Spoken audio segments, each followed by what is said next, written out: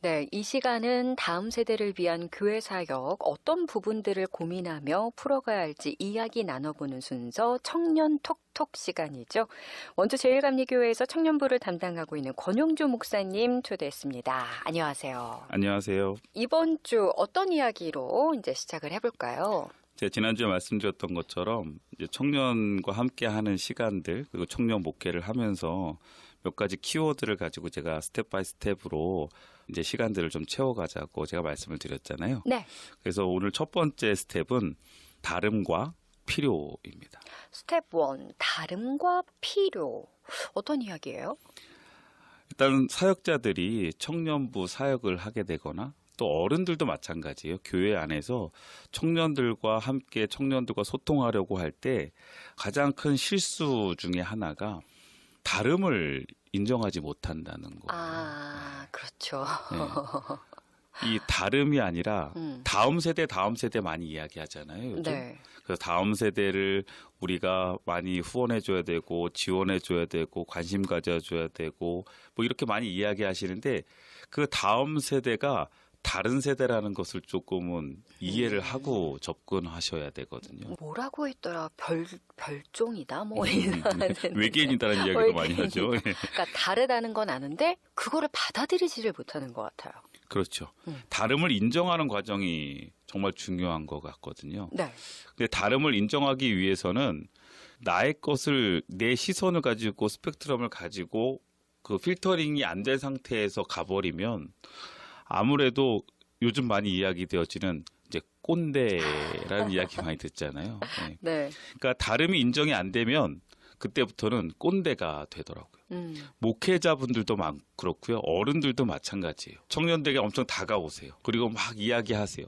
그리고 막 칭찬도 해주시고 막 그러면 처음에는 청년들이 와 하고 있다가 이야기를 듣다 보면 어느 순간 꼰대가 되기 시작해요. 꼰대가 되셔서 본인들의 생각했던 거, 본인들의 어떠한 나름 경험들 네. 이런 것들을 그냥 이렇게 가주기를 바라시고 또 이렇게 세워지길 바라시고 이제 그러다 보면 이 다름이 인정되는 게 아니라 다름을 하나로 자꾸 만들려고 하다 보니까 거기에 세대의 갈등들 그다음에 세대 차이를 많이 느끼게 되는 것 같더라고요. 그래서 젊은 세대들이 교회와는 소통이 안 된다. 뭐 많이 말들을 하죠. 그래서 목회자도 그 역할을 잘해줘야 되거든요. 그러니까 교회와 청년들과의 사이에서 그 다름을 인정해 줄 수 있도록 버텨줘야 돼요.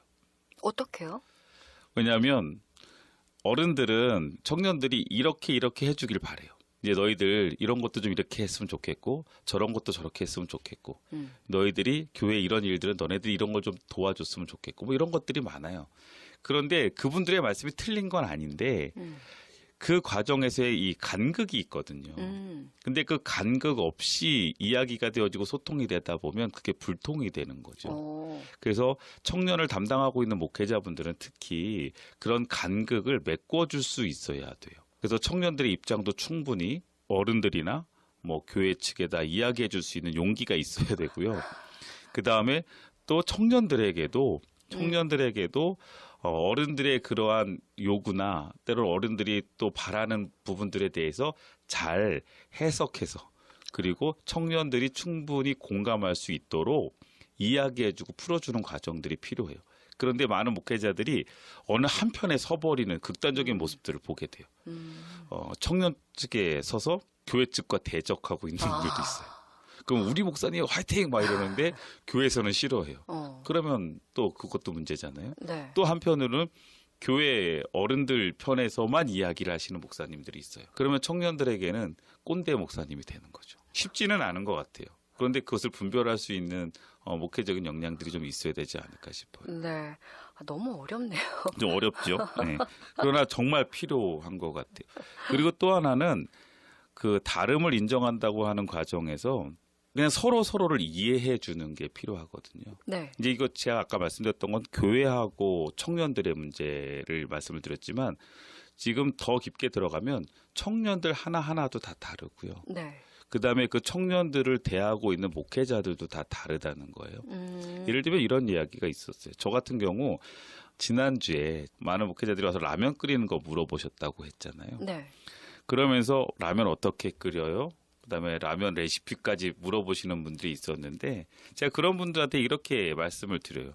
목사님, 제가 만약에 목사님 교회 가서 목회를 할 때 제가 그곳에서 청년부들과 함께 목회를 할 때 제가 그곳에서 라면을 끓일까요?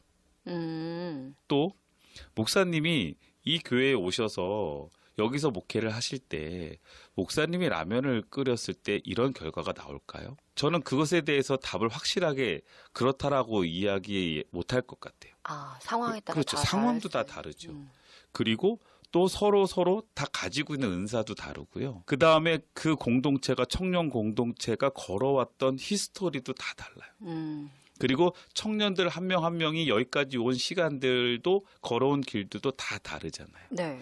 그래서 청년들과 소통하고 청년들과 만나는 과정, 그리고 청년 공동체가 세워지는 과정에서 가장 중요한 건 그 다름을 이해하고 찾아내는 거예요. 이 청년부가 왜 지금 이렇게 여기까지. 그러니까 저 같은 경우는 120년 된 교회에 청년부가 30명밖에 모여 있지 않아요. 왜 이랬을까? 친구들 만나고 이야기하는 과정 중에 제가 다름을 찾아낸 건 그냥 이 청년부는 가족과 같은 분위기가 좋았고요. 새로운 사람들에 대한 거부감이 있었어요. 워낙 이게 그렇죠. 이게 좀 이렇게 단단하게 쌓이다 네네. 보면 누군가 새로 들어온 사람이 좀 거부감이 불편해지는 들고 거죠. 그 사람도 적응하기가 네. 힘들죠. 그리고 또 하나 뭐가 있었냐면 제가 처음 왔을 때 새로운 사람들, 새로운 청년들이 그래도 1년에 꾸준히 한 몇 명씩은 들어왔었거든요. 네. 그런데 정착이 한 명도 안 되는 거예요. 그럴 것 같아요. 네. 그런데 제가 그래서 청년들에게 물었어요. 왜 새로운 사람들 환영해 주지 않냐. 근데 그 청년들이 하는 얘기는 저희들은 환영해 줬는데요. 이렇게 이야기해요. 그렇겠네요. 네, 그래서 오면 반갑게 인사해 줬다는 거예요. 어. 그런데 반갑게 인사해 주고 그리고 나서 자기네들끼리 이야기해요. 그 친구는 옆에 그냥 멀뚱히 있는데. 네. 그래서 제가 처음에 저희 청년들한테 뭘 했냐면 제가 매번 체크했어요. 새로운 청년이 있으면 절대로 친한 청년들끼리 대화 못 하겠어요. 그거 제가 뭐 그때는 인원이 적었으니까 네. 예배 시간이나 끝나고 났을 때 그거 새로운 친구 옆에서 다른 얘기하고 있는 거 보면 저한테 엄청 혼났어요. 일일이 다 체크해드렸어요. 다 체크해주고 그리고 난 다음에 그 부분들에 대해서 이야기했어요. 그리고 그렇게 하다 보니까 이 친구들은 이게 당연한 거였거든요. 그냥 그 친구 환영해 하고 난 다음에 우리끼리 편하게 지난주에 뭐 했어? 하면서 이야기를 하고 그쵸. 있는데 그 시간이 새로운 친구에게는 정말 힘든 시간이에요. 맞아요. 어색한 시간. 네. 그런데 이 두 친구는 문제의식을 전혀 못 느껴요. 그렇죠. 우리는 아무것도 잘못한 게 없는데 그 친구가 있다가 그냥 교회를 나갔어요. 다음 주에 안 나오네요. 이렇게 돼버리는 거예요. 보통 그렇죠. 네, 그래서 그 부분들, 그것들을 같이 이야기하고 인식하기 시작하니까 청년들이 그때부터 보이는 거죠. 그렇네. 그러면서 그것들을 하나하나 바꿔가기 시작했어요. 네. 그러니까 이것도 다름인 거예요. 어. 왜 지금 이렇게 돼 있을까? 이들이 새로운 사람들을 맞이하는 방법을 몰라요. 마음은 아닌데 마음은 새로운 청년들을 엄청 반겼어요. 와, 우리 그래도 새로운 친구가 왔다.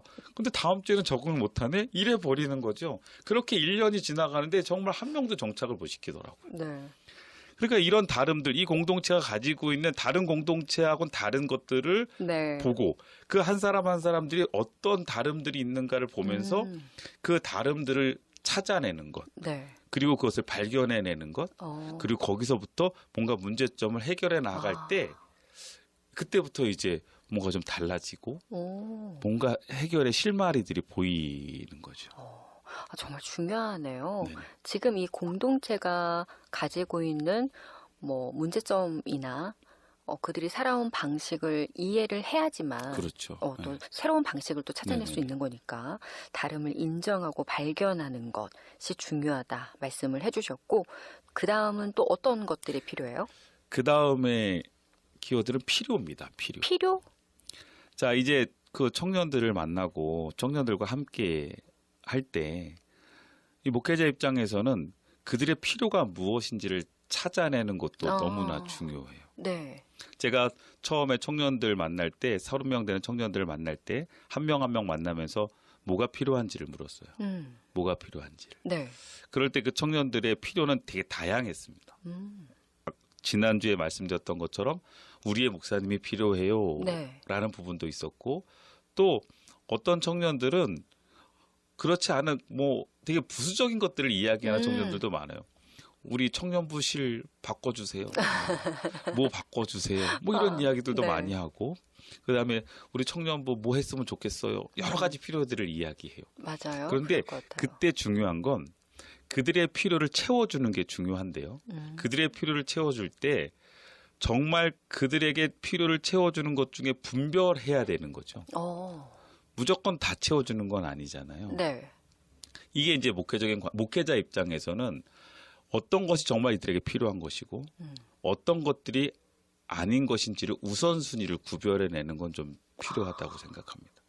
또 하나는 목회적인 관점에서 필요를 찾아내는 것도 중요해요. 그러니까 두 가지의 필요가 있어요. 네네. 그들이 원하는 필요가 있고 네. 또 목회적인 관점에서 이들에게 필요하다고 느껴지는 게 있어요.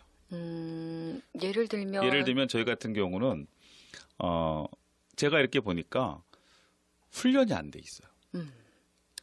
매주 모이고 매주 즐거워요. 행복하고 예배드리고 돌아가요. 그런데 신앙적인 훈련이 하나도 안 돼 있어요. 그래서 제가 느끼는 건 이들에게 필요하다는 건 제자 훈련이었어요. 한 사람 한 사람 뭔가 훈련되어줘야 되고 또 그 훈련되어지는 청년들이 결국은 청년을 이끌어갈 수 있는 리더들로 세워줘야겠다라는 게 제가 느끼는 이 공동체의 필요였고요. 목회자의 관점에서 그렇죠. 본 필요가. 네네네. 네. 그리고 청년들이 필요하다고 느껴졌던 건 우리와 함께 해주는 목사님이 필요해요라는 것이 그들의 필요였어요. 네. 그래서 저는 원주제일교회에 와서 이 두 가지의 필요를 채우려고 노력을 많이 했고요. 네. 예, 그런 과정 중에 뭐 이것이 뭐 그렇다고 해서 되게 대단한 건 아니에요. 그 청년들의 우리의 목사님, 그럼 어떻게 우리의 목사님이 될 수 있을까요? 그렇잖아요. 이것도 되게 막연하잖아요. 우리의 입장을 대변해 주세요. 대변해 주세요. 그런데 그냥 같이 이야기하고 그들과 같이 소통하는 과정 중에 제가 가장 목회하면서 뿌듯했던 순간 하나가 있었어요. 어떤 순간? 그것은 뭐냐면 어느 날 예배를 드리러 수요예배를 막 급하게 올라가는데 전화 한 통이 급하게 왔어요. 그래서 그 친구가 전화를 왔는데 이게 예배 시작 전이니까 받을까 말까 고민하다가 급하게 받았죠. 받았더니 어인일로 전화했느냐 그랬더니 자매였는데 목사님 제가 지금 미용실에 왔어요. 근데 목사님 앞머리를 잘라야 될까요? 말라야 될까요? 그런 걸. 그거를 전화를 한 거예요. 그래서 야 그걸 왜 지금 급한데 나한테 전화했어? 이랬더니 미용실에서는 자르라고 하는데 자르고 싶지 않은 마음도 있다는 거예요. 뭐 그런가 봐요. 이 앞머리를 자를 때 되게 그럼요. 고민 많이 하나 봐요. 자매들. 중요해요. 저는 네. 잘 모르겠어요. 그런데 처음에는 이해를 하지 못했어요. 이거 갖고 고민을 한다고? 그랬는데 정말 고민이 됐던 거예요. 그래서 어떻게 할까 하다가 목사님한테 전화해봐야겠다. 이렇게 해서 전화를 한 거예요. 그래서 저한테 전화를 해서 목사님 어떻게 해요? 나 빨리 들어가야 되는데 그러니까 빨리 답 주세요. 제가 아까 답을 줘야 된다고 그랬잖아요. 지난주에. 그래서 야 자르지 마. 왜요?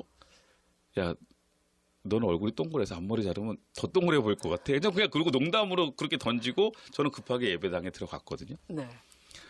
다음 주 주일날 그 친구를 만났어요. 그 친구가 머리를 잘랐을까요? 안 잘랐을까요? 안 잘랐죠. 네, 안 잘랐어요. 네. 그래서 야 안 잘랐네 했더니 목사님 자르지 말라고 그랬잖아요. 근데 조금 후회되긴 해요. 한번 잘라보고 싶었는데 그걸 왜 자르지 말라고 그랬어요? 이렇게 얘기하는 거죠. 그런데 저는 그게 너무 뿌듯했어요. 저한테 그것을 물어봐서가 아니라 네. 이 친구가 네. 저하고의 관계가 네. 이렇게 편하게 심지어 미용실 가서 머리를 자를까 말까를 물어볼 수 있는 편한 사이가 되어졌구나. 그럼 벽이 좀 허물어졌구나. 네. 내가 뭔가 얘네들에게 우리의 목사님이 되고 있구나라는 느낌을 처음 느꼈던 네. 사건이에요. 저한테는 되게 의미 있는 사건이거든요. 그래서 제가 어디 가서도 이런 얘기 이 얘기는 많이 해요. 저에게 기념사적인 일이라고.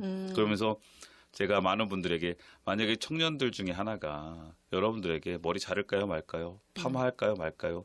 이렇게 전화할 수 있는 사이가 된다면 그 목회는 재밌어요. 그리고 그 목회는 성공하는 거예요. 제가 이렇게 이야기하기도 하거든요. 거기서 더 중요한 게 뭔지 아세요? 네. 그 다음 주에 머리 스타일의 변화를 보고 얘기해줬다라는 거예요. 그러네요. 왜냐면 나는 목사님 자르지 말라고 했으니까 안 잘랐다. 이제 목사님께 아, 보여드려야죠. 네네네. 이제 신나는 마음으로 맞아요. 오거든요. 근데 목사님이 그거를 모른 채 가면 그럴 수 있겠네. 배신감이 그래도 다행히 그 친구는 네. 저한테 티를 내고 왔어요.